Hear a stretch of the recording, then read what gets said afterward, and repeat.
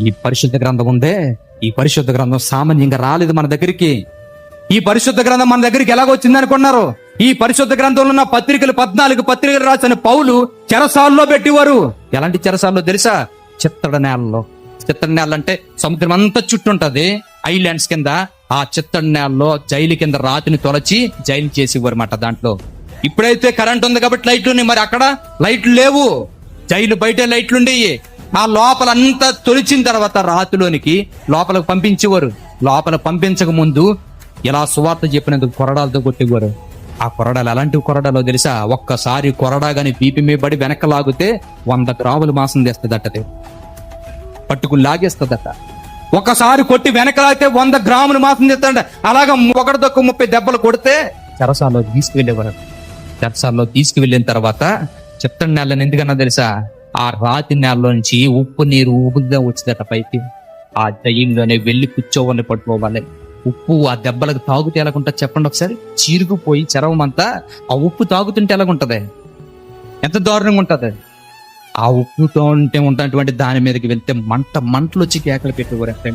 దాంట్లో గబ్బులేలు ఉండి, గబ్బులే నీస్ కంపు ఏమన్నా వచ్చింది అనుకోండి, బ్లడ్దే ఆ ఒంటి మీదకి వెళ్ళి ఆ గబ్బులేలు రక్తాన్ని తీర్చి అంటే ఆ చిత్తడి నేలలో తెలుసా?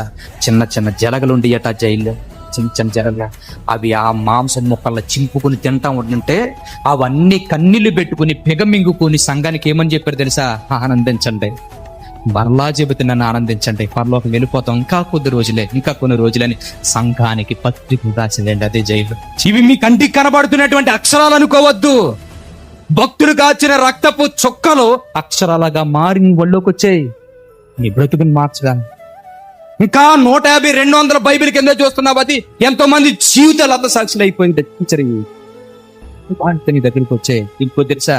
వాళ్ళన్ని కష్టాలు దిగమింగుకుని రాయడానికి నిన్ను బ్రతికించాలని రాశారు.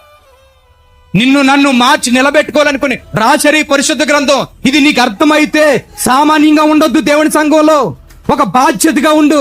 దేవుడు నీకు ఏది అప్పగించకపోయినా ఇది నా దేవుని ఇలా నిలబడు. ఒక రోజు చనిపోతే పరలోకం వెళ్ళిపోతానని చెప్పుకుని తెలుసుకో. ఎందుకంటే నీ ముందు ఎంతో మంది కాలగర్భంలో కలిసిపోతున్నారు కదా.